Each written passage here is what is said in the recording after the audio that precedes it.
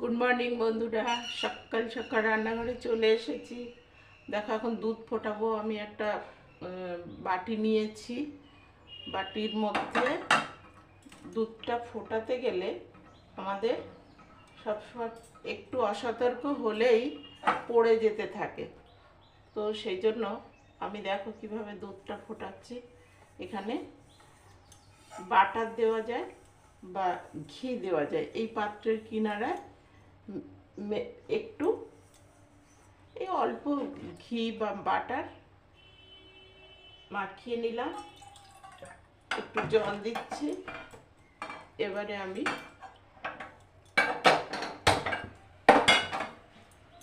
বসিয়ে দিলাম।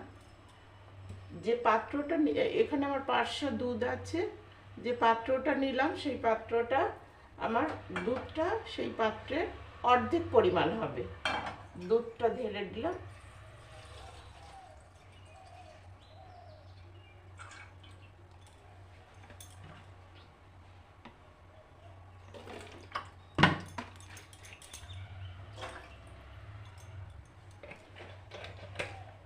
তাহলে এবার দেখো আমি এখানে একটা এই নোড়াটা এর উপরে বসিয়ে দিলাম।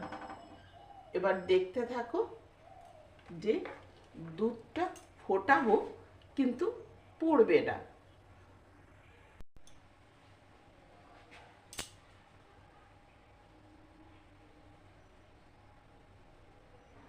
দেখো বন্ধুরা, দুধটা কিন্তু ফুটে উঠেছে, কিন্তু উঠলে পড়ে যাচ্ছে না। আমি এখনো কিন্তু হাতা ব্যবহার করিনি। এই যে নোড়াটা দেওয়ার জন্য এর ঠান্ডা সংস্পর্শে এসে ওই দুধের তাপটা কমে যাচ্ছে। তো এভাবে যদি আমরা দুধটা ফুটিয়ে নিতে পারি, তাহলে যে হঠাৎ করে দুধ পড়ে যায় এই সমস্যাটা আর হবে না। কিন্তু আজই আজই তোমরা চেষ্টা করে দেখো এইভাবে দুধ ফুটিয়ে, আর কখনোই দুধ পড়বে না।